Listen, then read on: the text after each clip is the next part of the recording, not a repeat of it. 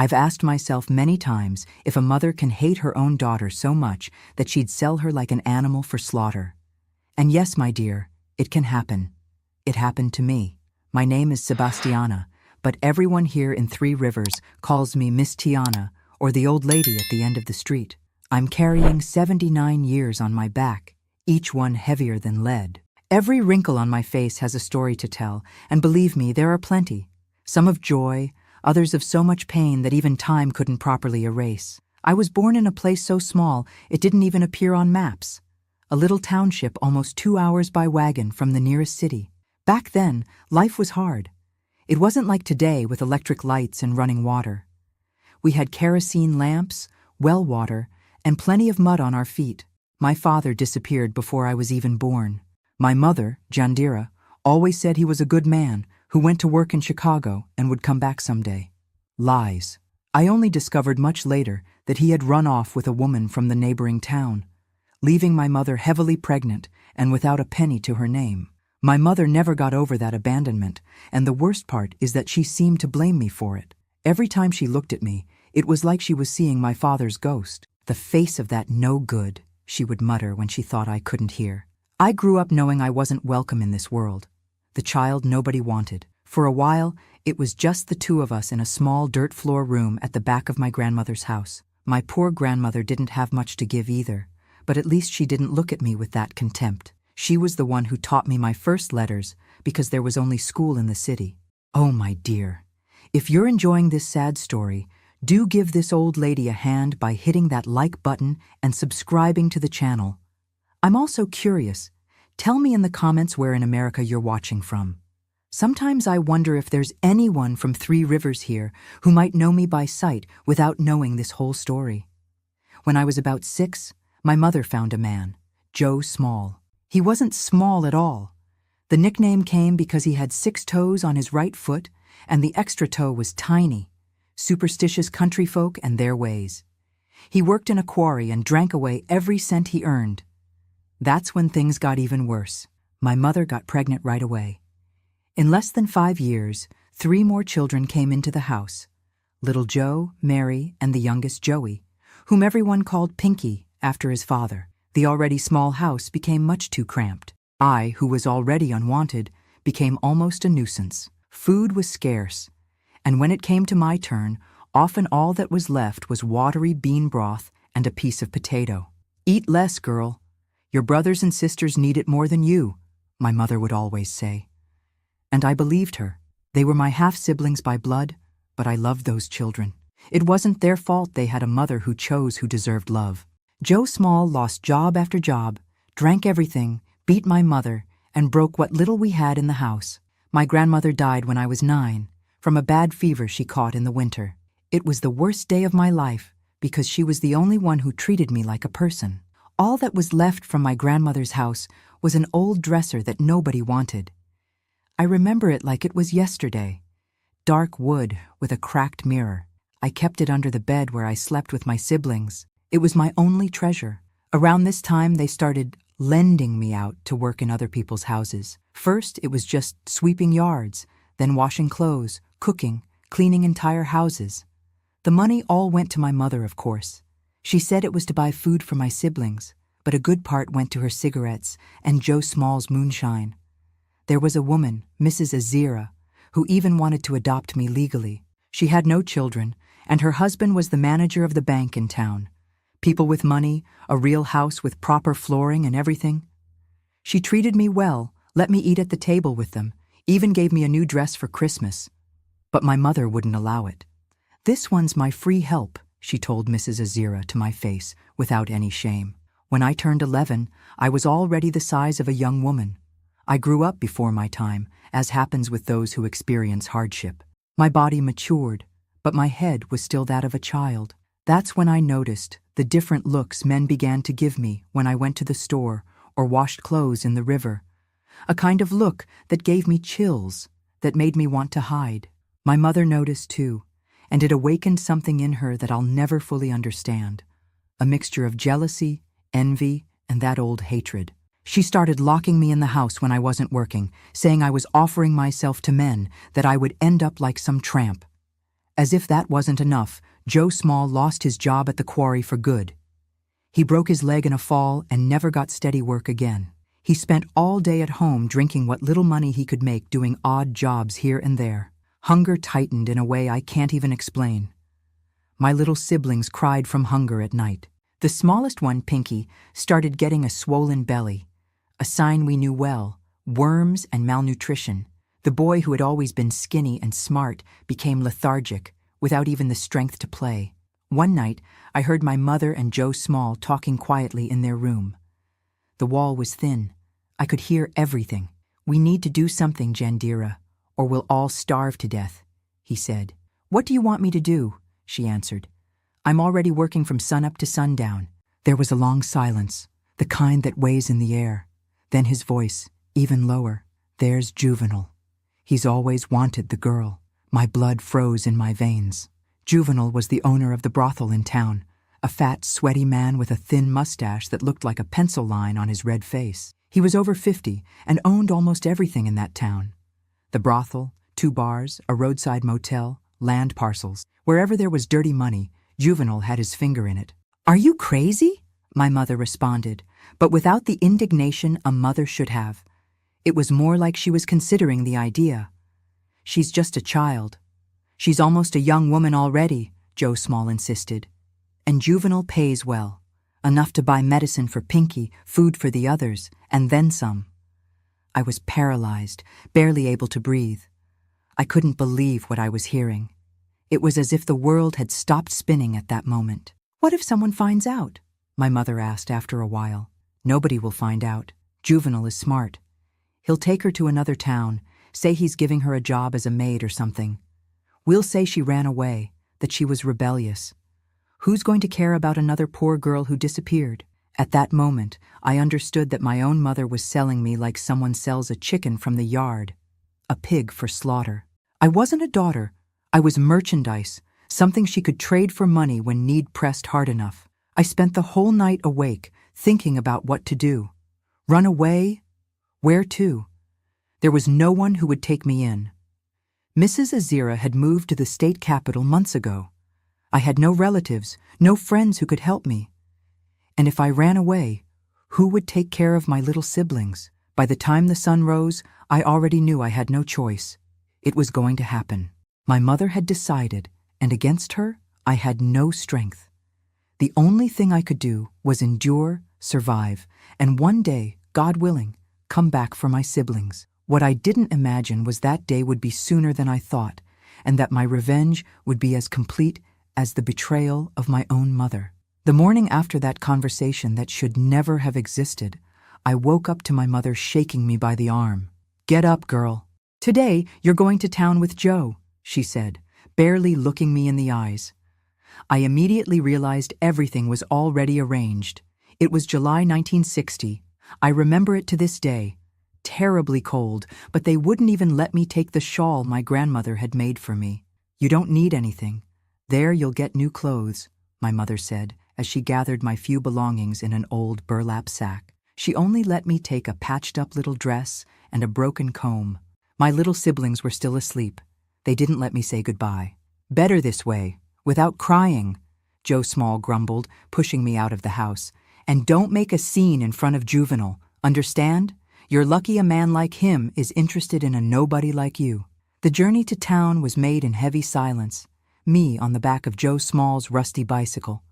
Each turn of the wheel seemed to be taking me further from my life, as bad as it was. The dust from the road stuck to my tears, forming mud on my face that I didn't even bother to clean off. We arrived in town early. We crossed the church square, passed by Mr. Tony's store, turned at the street where the sheriff's office was located. Nobody thought it strange. Nobody asked anything. A raggedy girl with her drunk stepfather wasn't news to anyone. Juvenile lived in a big corner house, all painted yellow with a high wall and a wrought iron gate. It was the most beautiful house in town, they said. To me, that day, it looked like the entrance to hell. Joe Small knocked on the gate 3 times. Soon, a tall, strong black man appeared who just nodded his head and let us in. We crossed a well-kept garden with roses and even a small fountain. At another time, I might have found it pretty. That day, I could only taste the bile in my mouth. Juvenal was waiting for us on the porch, sitting in a rocking chair smoking a stinking cigar. He was wearing slippers, pajama pants, and an open white shirt showing his hairy belly and a thick gold chain around his neck. Beside him was a small table with a half-empty bottle of whiskey. "So this is the girl?" he asked, looking me up and down like someone examining an animal in a pen. He rose with difficulty because of his enormous belly and came over to me. He took my chin with his fat fingers, turned my face from one side to the other. The smell of cigar and whiskey made me nauseous. "Skinny, but has a good frame. When she puts on a little weight, she'll do just fine." As if I were a plate of food. He took an envelope from his pocket and handed it to Joe Small. "It's all there, $500 as agreed." My stepfather opened the envelope immediately, counted the money bill by bill with trembling fingers of greed. $500 was the price of my life. "There's another $300 when she's ready," Juvenal added, looking at me with those small pig eyes. "Come back in a month to pick up the rest." Joe Small stuffed the envelope in the pocket of his worn pants and didn't even look back. He left hurriedly like someone fleeing from a crime. And that's exactly what it was, a crime. They had sold me like you'd sell a goat, a pig, a chicken in the yard. I stood there, legs wobbling, not knowing what to do. Part of me wanted to run, scream, beg to go back home, but another part knew it wouldn't help. There was nowhere to flee to, no one to help me. And I still had my little siblings, Pinky sick and needing medicine. "Come, girl," Juvenal said, pulling me by the arm forcefully. "I'll show you where you'll stay." He led me through the house, which was even more beautiful inside. Shining wooden floor, heavy dark furniture, pictures on the walls. We went down a long corridor and out through a back door that led to a large yard. At the back of the yard was a smaller building, like a separate house. Juvenal took a key from his pocket, opened the door, and pushed me inside. It was a simple room with a bed, a small wardrobe, and a small table with a basin and water pitcher. The window had iron bars. "For now, you stay here," he said, looking around. "When you're more suitable, I'll take you to the Night Flower." The Night Flower was the brothel that Juvenal owned at the edge of town. Everyone knew, but nobody talked openly about it. It was where married men went after their wives were asleep, where travelers stopped before continuing their journey. "A place of perdition," the preacher said in his Sunday sermon. "What do you want from me?" I asked, my voice faltering with fear. A silly question, because I already knew the answer. I just needed to hear it from his mouth. Juvenal gave a fat laugh that made his belly shake. "Don't play dumb, girl. Didn't your mother explain? You're going to work for me. There are many men who like young girls." I felt my stomach turn, my legs go weak. I leaned against the wall so I wouldn't fall. "But first," he continued, putting his hand on my head like someone petting a dog, "you need to learn a few things, and I'm going to teach you." He left, locking the door from the outside. I heard his footsteps moving away, then the sound of the back door of the house closing. I stood there motionless in the middle of that strange room, crying without making a sound. That day, no one else appeared. I stayed alone until nightfall, when a middle-aged black woman came in carrying a tray of food. It was the first decent meal I had seen in months. Rice, beans, a piece of meat, even a glass of milk. "Eat it all, girl," she said without smiling. "You'll need strength." I wanted to ask who she was, to beg for help, but something in her look told me it wouldn't help. It was the look of someone who had also suffered a lot, who had learned not to meddle where she couldn't. "What's your name?" I asked anyway. "Zepha," she answered curtly. "I'm Juvenal's cook." "Please, Zepha, help me get out of here." "I don't want to stay." She shook her head, interrupting me. "Nobody leaves Juvenal's house without him letting them, girl. Better to accept and do what he says, or it's worse." And she left, locking the door again. In the days that followed, a routine was established. In the morning, Zepha brought coffee and bread. At lunch, plenty of food. In the afternoon, another woman, younger, named Dolly, came to bathe me, brush my hair, put cream on my skin. At night, Zepha brought dinner. It was Dolly who explained everything. She had worked at the Night Flower for years, was one of Juvenal's girls. She had started like me, sold by her own aunt when she was 14. "He's fattening you up, preparing you," she told me during one of the baths, rubbing scented soap on my back. At the Night Flower, men pay more for virgin girls, and Juvenile likes to be the first. Dolly told me there would be an auction. Juvenile did this with all the new girls. He invited rich men from the region, ranchers, politicians, merchants, and auctioned off the first night. The winner paid a fortune. But she also told me that usually Juvenile himself made the highest bid. It's all arranged, she explained. He does this to show power, to humiliate the other men. It's part of the game. For 3 weeks, I lived in that room being fed, cared for, prepared like an animal for slaughter. My body, which before was just skin and bone, began to take shape. My cheeks filled out, my lifeless hair gained shine. I planned to escape, of course, but there was no way out. The window had bars. The door was always locked. The yard was surrounded by a high wall with broken glass on top. And even if I managed to get out, where would I go? I didn't know anyone in town who could help me. On the 23rd day of captivity, I counted each day by scratching a line on the wall behind the bed. Juvenile appeared again. This time, he wasn't alone. He brought a thin man with glasses who carried a black bag. "This is Dr. Raymond," Juvenile announced. "He's going to examine you, see if everything is appropriate." The so-called doctor examined me in a way that made me feel like I wasn't human. He looked at my teeth, my eyes, made me take off my clothes, and turned me from one side to the other, noting things in a little notebook. Juvenile watched the whole time with that disgusting smile on his fat face. "Everything is in order," the doctor said finally, putting his instruments back in his bag. "Healthy and intact." Juvenile smiled with satisfaction. "Excellent. The auction will be the day after tomorrow." When they left, I cried until I had no more tears. It was real. It was going to happen. There was no escape. The next day, Dolly brought a simple but pretty white dress and taught me how to get ready. "Don't resist," she advised me while brushing my hair. "It will only hurt more. Just let it happen. It will end." The auction would be held in a special room at the Night Flower. Juvenile sent Zephyr to get me when it was already dark. I was taken in his car, a gleaming black Cadillac, the only private car in town at that time. The Night Flower was in an old 2-story building at the edge of town. From the outside, it just looked like a large house painted dark red with always closed windows. Inside, it was another world. Crystal chandeliers, mirrors everywhere, red velvet furniture, paintings of nude women on the walls. They took me to a room upstairs where Dolly finished preparing me. She put a little rouge on my cheeks, lipstick on my lips. I felt like a doll being prepared for a macabre exhibition. Downstairs, I could hear music, men laughing, glasses clinking. My heart was beating so hard I thought I would die right there, which would have been a blessing. "It's time," Dolly announced when someone knocked on the door. "Remember what I told you?" I was led downstairs by Zephyr, who held me firmly by the arm. In the main room, about 15 men were seated in armchairs and sofas arranged in a semicircle, all well-dressed. Some I recognized: the store owner, the sheriff, a councilman, ranchers from the region. In the center, standing, Juvenile commanded the spectacle, dressed in a white suit that barely closed over his enormous belly. When I entered, all eyes turned to me. I felt like a piece of meat at the butcher's. "Gentlemen," Juvenile announced, his voice slurred by whiskey. "As promised, I present to you the pearl of the night, freshly arrived from the countryside, pure as spring water, fresh as the morning breeze.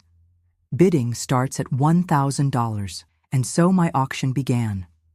The men gave bids, some laughing, others with looks that made me sick. The price kept rising: $2,000, $3,000, $5,000. Finally, as Dolly had predicted, it was Juvenile himself who made the final bid: $10,000, a fortune at the time. No one dared to outbid him. He smiled triumphantly and announced that the merchandise was sold. The men applauded, drank another glass in celebration, and then began to disperse. Some went upstairs with other women, others left. Juvenile took me by the arm and led me to a room in the back, a special room with a large bed covered with white sheets and red roses scattered about. "Now," he said, closing the door and taking off his jacket, "you're mine." What happened that night, and on many that followed, is not something I want to tell in detail. There are things better left in the shadows of memory. I can only say that I understood why Dolly told me not to resist. When I tried, it only made everything worse. That's how my life in captivity at the Night Flower began, a life I swore wouldn't last long. What Juvenal didn't know was that along with the fear and pain, something else was growing inside me.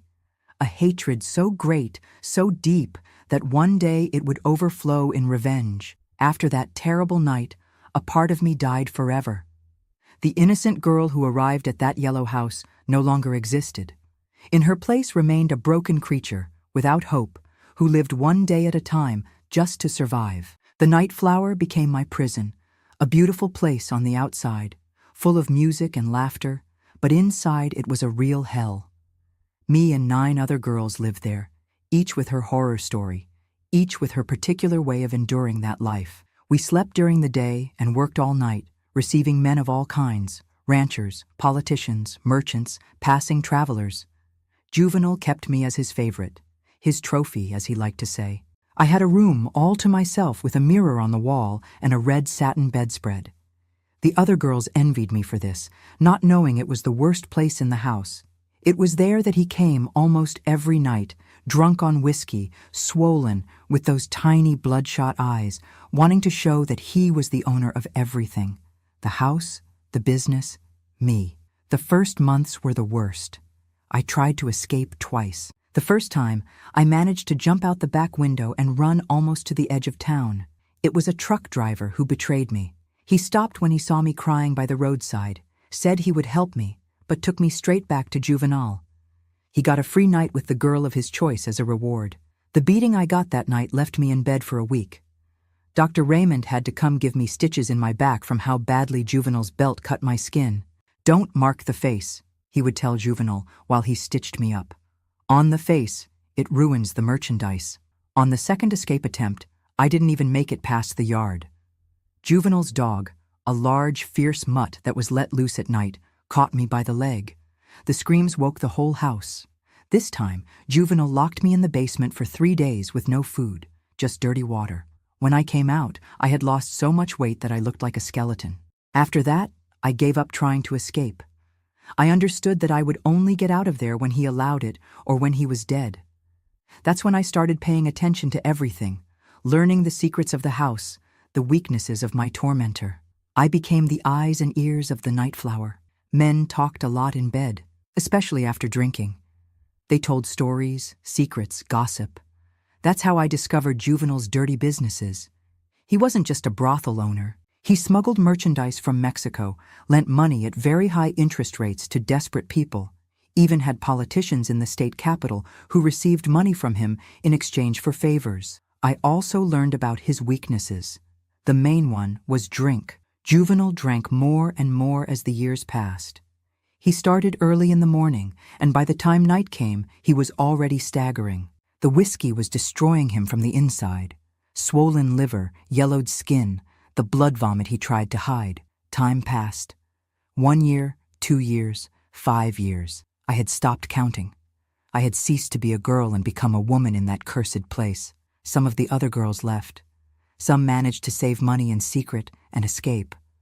Others found some man who fell in love and took them away. Some simply couldn't take it and ended up killing themselves. There were also those who got sick and died slowly, wasting away without proper treatment. But new girls arrived too. Every time this happened, I felt a pain in my chest, remembering how I was when I arrived. I tried to help as I could, teaching them tricks to suffer less, to keep a little dignity even in that life. It was in one of these new girls that I found a bit of my history again. She arrived in 1967. I had been there for 7 years, a skinny girl with big, frightened eyes who wouldn't stop crying. When I went to console her one night, I discovered she came from the same township as me. Her name was Josie, and she knew my siblings. "Little Joe works in the fields with his father now," she told me, not knowing the size of the joy she was giving me with those news. "Mary got married last year to a boy from Lawrence, and Pinky is strong, grown up, goes to school in town. My little siblings were alive, growing, going on with their lives." This gave me a strength I hadn't felt in a long time. For the first time in years, I started thinking about the future, planning my exit from that hell. Juvenal was no longer the imposing man of before. The drink had corroded him inside and out. In his 60s, he looked like an 80-year-old man. His enormous belly was now shriveled, sagging. His red face had turned yellow. His small eyes were sunk in deep, dark circles. He coughed all the time, sometimes with blood. He also didn't seek me out as much. He had other favorites now. Younger girls, fresh meat, as he said in that disgusting way of his. I, at 18, was considered old by the Nightflower standards. This gave me some relief, but also worry. Girls who were no longer useful ended up being sent away or sold to worse brothels in other cities. I began to prepare. Juvenile had a safe in his office behind a painting. Everyone knew that's where he kept money and important documents. What nobody knew was that I knew the combination. I had seen him opening it one night when he was so drunk he could barely stand. I also started storing dry food in the lining of my mattress, crackers, jerky, dried fruits. I stole a little from the kitchen every week, hidden from Zifa, who was now old and almost blind. It was just a matter of waiting for the right moment, and it came on a heavily stormy night in March 1969. The Nightflower was practically empty. Few men risked going out in that rain that flooded the town's streets. Juvenile was in his office drinking alone, as he had done increasingly in recent times. I knocked on the door with a bottle of special whiskey in hand, one of those he saved for important occasions. "Brought a little gift," I said, with my best fake smile. He looked suspicious at first, but the smell of good whiskey was stronger than any suspicion. "Come in," he grumbled, already drunk from what he had taken before. "Close the door." I poured a generous glass and handed it to him. He downed it in one go, feeling the burn go down his throat. I poured another and another. We talked about trivial things, the slow business, the rain that wouldn't stop, town gossip. "You know, Juvenile," I began after the 5th or 6th glass, when I saw he was completely drunk. "I've always wondered how you got so rich. Is it true you have money buried in the yard?" He gave a thick laugh, one of those that made his jowls shake. "Nonsense. Money we keep in the bank, girl." He made a broad gesture with his arm that almost knocked over the bottle. "Or in the safe over there when there's no time to go to the bank." "But what if someone discovered the combination?" I provoked, serving another glass. "Nobody discovers it," he boasted, beating his chest. "There's only one person besides me who knows it, and he's 6 feet under." We continued drinking, him talking more and more slurred, his eyes almost closing with sleep and intoxication. When he finally fell asleep, snoring loudly with his head resting on the desk, I went into action. I opened the safe. The combination was his date of birth, the most obvious thing in the world. Inside were bundle after bundle of money, documents, some cheap jewelry. I took only what I thought was fair for my 7 years of hell. Enough to start a new life far from there, to perhaps find my siblings and help them. I was ready to leave when I looked at that man who had destroyed my life, there drunk and vulnerable. He seemed so small, so pathetic. He was no longer the monster of my nightmares. He was just a sick, weak old man. I thought of all the girls who had passed through there, of those who would still come if he remained alive. I thought of my mother who sold me like an animal. I thought of the years I lost, the childhood I never had, the terror I lived through every night.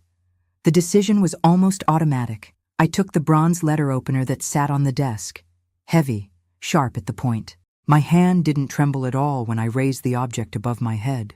What happened next is not something I like to remember, much less tell in detail. I can only say that when I left that room, walking calmly under the rain that was still falling heavily, I was a free woman for the first time in many years. No one saw me leave. The rain had made everyone retire early, and the few people who were still awake at the Nightflower were too busy with their own matters to pay attention to me. I caught a bus at the bus station before dawn. I looked out the window as the town was left behind, feeling a strange mixture of emotions: relief, fear, anger, hope. I was free. But I carried with me the scars of that place, some visible on my body, others deeper in my soul. I didn't know yet where I was going or what I would do when I got there. I just knew I had a score to settle with my mother, and that story, my dear, will impress you. The bus continued down the dirt road, jolting at each pothole as if to remind me that life would never be a smooth path after all I had been through. I got off in a small town called Good Hope, which didn't have much good, but gave me a little hope. A small place where nobody knew me and where I could breathe without fear for the first time in 7 years. I rented a small room in a boarding house and started working as a janitor at a school. I saved every penny. I exchanged the money I brought little by little so as not to raise suspicion. In those first months, I lived looking over my shoulder, expecting to see the police or some of Juvenile's thugs appearing to take me back. But the days passed, then the months, and nobody came. Over time, I understood what had happened. Juvenile was powerful, but he lived in a world of shadows.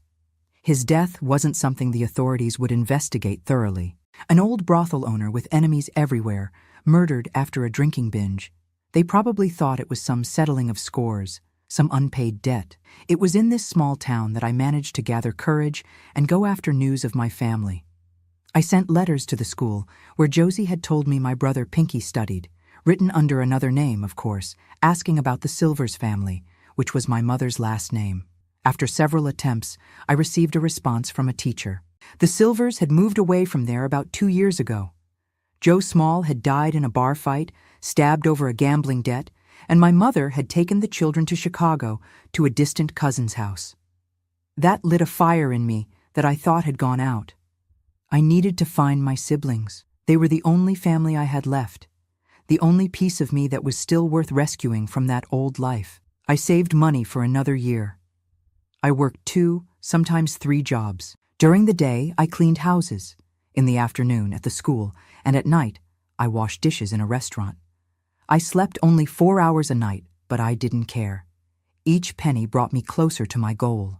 In 1971, with 21 years on my back and a lifetime of suffering, I finally had enough to go to Chicago. The big city was a completely different world from everything I knew. Tall buildings, streets full of hurried people, noise everywhere. I felt small, lost among so many lights and so much movement. But I didn't give up. I began my search going door to door in the Pilsen neighborhood, where the teacher had told me my mother's cousin lived. I didn't have an exact address, just the last name, Carson. I showed the only photo I had, already yellowed and torn at the edges, me as a child with my siblings, taken by a photographer at a church fair before everything collapsed. It was in a corner bakery that I found the first concrete clue. The owner, an Italian woman with white hair and thick hands from a lifetime of work, recognized my mother in the photo. "She used to come buy bread here," said the woman, adjusting her thick glasses. "But it's been a few months since she appeared. I heard they moved after the factory where her son worked closed." My heart raced. I was so close. I asked about which son, what he was like. The youngest, a skinny boy. "Pinky, I think they called him that because of an extra toe he has on his foot. Family thing, they say." It was him, my little brother, not so little anymore, of course. He must have been about 15 by then. The idea of being so close to him gave me an energy I hadn't felt in years. After a few more days of tireless searching, a neighbor from the building where they had lived gave me the new address. It was in the far east side, in a working-class neighborhood called East Side, almost a separate city at the time, full of empty lots and simple houses built by the residents themselves. I took the crowded train there, feeling my heart almost coming out of my mouth. What would I say? How would I explain my years of absence? Would my siblings still remember me? The house was small, made of exposed brick without plaster, like so many others on the dirt street. An improvised clothesline with bamboo supported some faded clothes. I stood in front for almost an hour, gathering courage, rehearsing words that fled from my mind with each attempt. When I finally knocked on the door, it was answered by a young woman of about 18, pretty, with a baby in her arms. I recognized her eyes immediately, the same as my mother's, the same as mine. "Mary?" I asked, my voice breaking. She looked at me, confused, slowly shaking her head. "Yes." "Who are you?" I couldn't respond immediately. Tears were already streaming down my face. How could I explain? How could I tell her I was the sister she probably didn't even remember anymore? "I'm Tiana," I finally managed to say. "Your sister." Her face transformed instantly. Her eyes widened, her mouth opened in silent astonishment. The baby began to cry, startled by the sudden tension. "That can't be," she murmured, taking a step back. "My sister died. Mama said you died." Those words hit me like a punch to the stomach. Dead! My mother had told my siblings I was dead. At that moment, a young man appeared behind her, tall, thin, with the same dark hair as our family. Pinky, my little brother whom I carried in my arms, whom I rocked when he cried from hunger, whom I secretly gave my portion of food. "What's wrong, Mary? Who is this woman?" he asked suspiciously. Before she could answer, I heard another voice coming from inside the house, a voice that froze my blood in my veins. The voice of my mother. "Who's there, girl? If it's the payment man, tell him there's nobody home." She appeared at the door, drying her hands on a dish towel. Older, of course, with all white hair and a more wrinkled face, but it was still her. She still had that hard look, that thin mouth always contracted in a grimace of discontent. Time seemed to stop when our eyes met. I saw recognition arrive slowly, followed by something I had never seen in her before. Fear. "It can't be," she murmured, just as Mary had done. "You're dead?" "No, I'm not, Mother," I replied, my voice firmer than I expected. "I'm very much alive, and I've come for the truth." What happened next was a confusion of screams, crying, and revelations. Mary crying, the baby wailing, Pinky confused, my mother alternating between denying everything and trying to expel me. It was there in that small house on the outskirts that I finally confronted the demon of my childhood. Not Juvenile, he had already paid for what he did, but the woman who brought me into the world and then sold me as if I were an animal. "Why?" I asked, after things had calmed down a bit and we were all sitting in the tiny living room. "Why did you sell me to Juvenile? And why did you lie to my siblings saying I was dead?" My mother didn't respond immediately. She looked at the floor, the ceiling, the peeling walls, anywhere but my eyes. "It was you or all of us," she finally said, her voice low. "Pinky was going to die if we couldn't get medicine.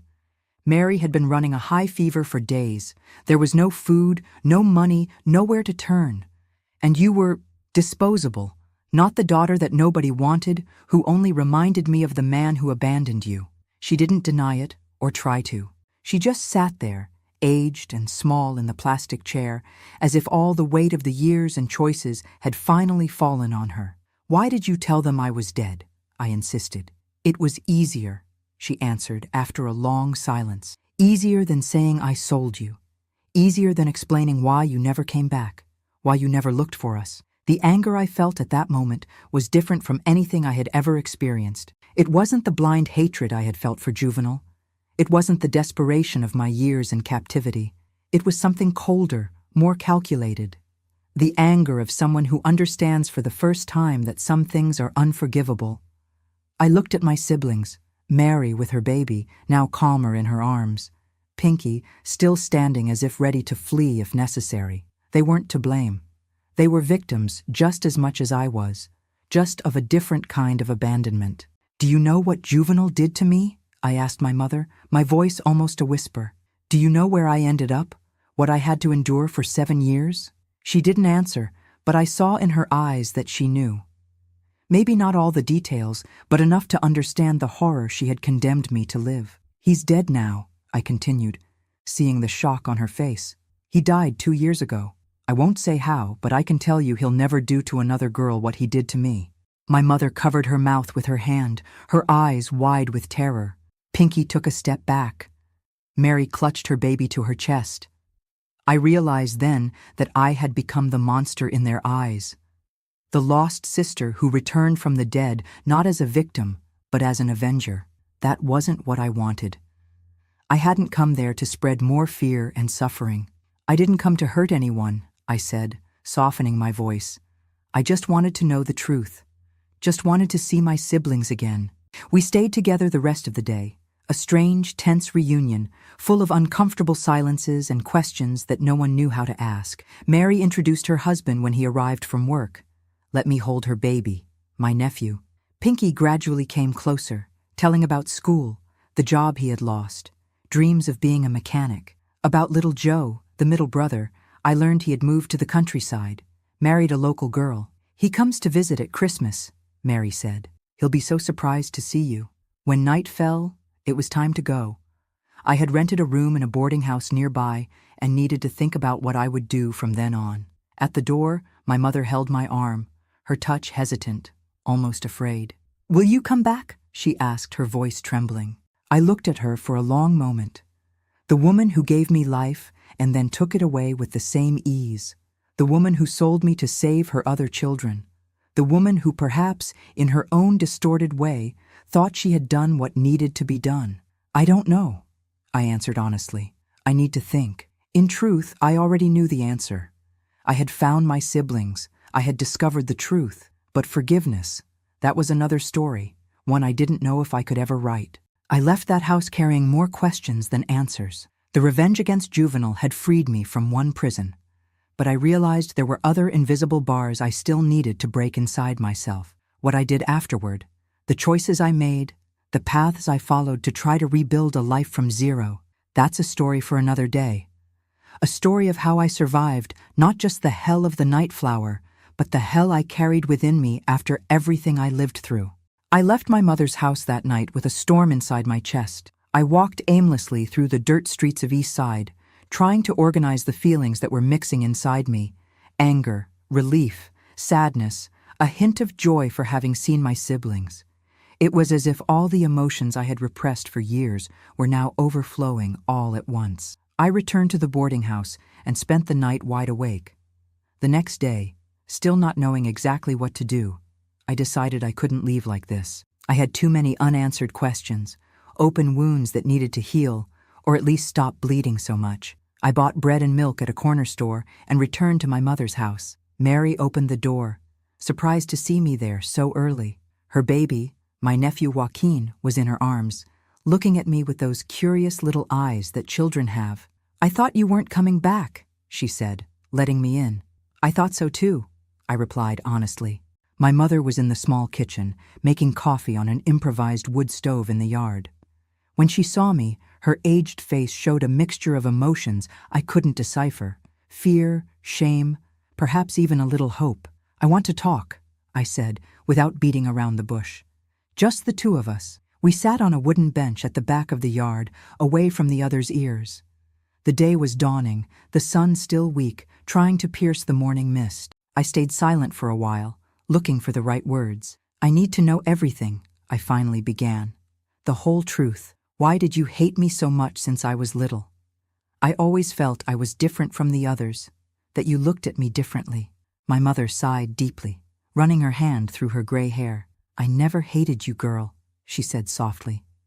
"I just didn't know how to love you right." And then, there in that modest yard, with the sound of the big city beginning to wake up around us, my mother finally told me a story I had never heard. Her story. She had gotten pregnant with me at 16 by a man who promised the world but disappeared as soon as he learned about the pregnancy. Her family, very religious, threw her out of the house. She survived by washing clothes, living in a small room given out of charity. When I was born, she almost died in childbirth, alone, with no one to help. "I looked at you and saw the end of my dreams," she confessed, her eyes fixed on the ground. "Saw everything I had lost, everything I would never have again. It's wrong, I know. A child isn't to blame, but I couldn't help it. It was years of struggle, of hunger, of heavy work. When she met Joe Small, she thought she had finally found a better path. He promised to take care of both of us, provide a roof, food on the table. At first he even tried, but the drink always won. When the other children were born, there was nothing left to give. Not food, not love, not hope," she continued. "I was empty inside." Her story didn't justify what she did to me. Nothing would justify it. But for the first time, I was able to see beyond the monstrous figure I had built in my mind. I saw a woman broken by life who made terrible choices driven by desperation and her own pain. "When Juvenal came with that proposal," she said, her voice almost disappearing, "part of me knew it was wrong, but another part thought maybe it would be better for you too, that you would have food, clothes, a better life than I could give." I laughed without any humor. "Better? Do you know what happened to me there, Mother? Do you know what that man did? What he allowed other men to do? She closed her eyes as if wanting to block the images my words evoked. At first, Joe would go there sometimes to get more money, she confessed. He said you were fine, that you were working as a maid in the house, learning to read and write properly. I believed it because I wanted to believe. Then he stopped going. He said Juvenile didn't want any more contact, that it was better that way. And when he died, why didn't I go look for you? Shame, she answered simply. And fear of what you would say if you found me, of what you would do. It was easier to tell the children you had died. That way, they stopped asking, stopped wanting to look for you. We sat in silence for a while, each lost in our own thoughts. The sun was already higher, warming our backs. I can't forgive you, I said finally. Not now, perhaps never. But I also can't carry this hatred anymore. It's destroying me from the inside, just like it destroyed you. She nodded, understanding. She didn't ask for forgiveness, didn't try to justify herself anymore. I think she knew that some things go beyond any possibility of redemption. I spent the rest of that day with my siblings. Mary showed photos of her simple wedding, told me how she met her husband right in the neighborhood. Pinky talked about plans to go back to school at night, to get a better job. They were good people who had survived in their own way the disaster that was our childhood. Before leaving, I left my address in Good Hope and a little of the money I had brought with me for Joaquin. I told Mary and Pinky to study, said I would keep in touch, that I would visit when I could. It was a vague promise, and I think we all knew that. Some wounds need a lot of time to heal, if they ever heal completely. I returned to Good Hope that same week. The small town that before had seemed just a temporary refuge now presented itself as a possibility for a new beginning. I had enough savings to open a small business. I decided to set up a boarding house for young women who came to work at the textile factory that had just opened in town. The girls' house, as I called it, became my life project, a safe, clean, decent place where working girls could live without fear. I charged a fair price, provided breakfast, and most importantly, guaranteed that no man, no matter how important, would set foot in there after dark. The years passed. The boarding house prospered, though it never made me rich. I grew old alone, but surrounded by my girls, as I called the young women who passed through the boarding house. Some stayed a short time, others for years. Many left to get married, others to seek work in bigger cities. I always advised them, shared what life had taught me in the hardest way. I kept in touch with my siblings through letters. Mary sent me photos of Joaquin growing up, then of the other children she had. Pinky managed to graduate as a mechanic technician, opened a small garage in Chicago. Little Joe, whom I met again some years later, became a pastor of an evangelical church in the countryside. They all built decent lives despite the difficult beginning. My mother died in 1983 of a cancer that consumed her from the inside, just as remorse had done for so many years. I didn't go to the funeral. I sent flowers and a letter that was never read. Some reconciliations are only possible in thought, never in reality. Life followed its course. I saw changes come. Better electric light, the streets being paved, color television, the times changing. I watched from afar the transformations of the country, always with the look of someone who had seen enough not to be easily impressed by promises of better times. In 1991, I received an unexpected visit. A woman in her 40s, well-dressed, with a distinct way of speaking and carrying herself. It took me a while to recognize her. It was Josie, that girl who had arrived at the Night Flower when I was still there, who had given me news of my siblings. "How did you find me?" I asked, serving coffee in the small living room of the boarding house. "It wasn't easy," she smiled, "but I never forgot you, Tiana. You helped me in those horrible days, taught me how to survive." She had managed to escape a few months after my departure, a carefully planned escape, unlike my desperate attempts. She had found shelter with a nun who helped girls like us. She studied, became a teacher, had a family, children, a life that seemed so normal it almost hurt. "I came to tell you something," she said after a while. "They found his body." She didn't need to explain who she was talking about.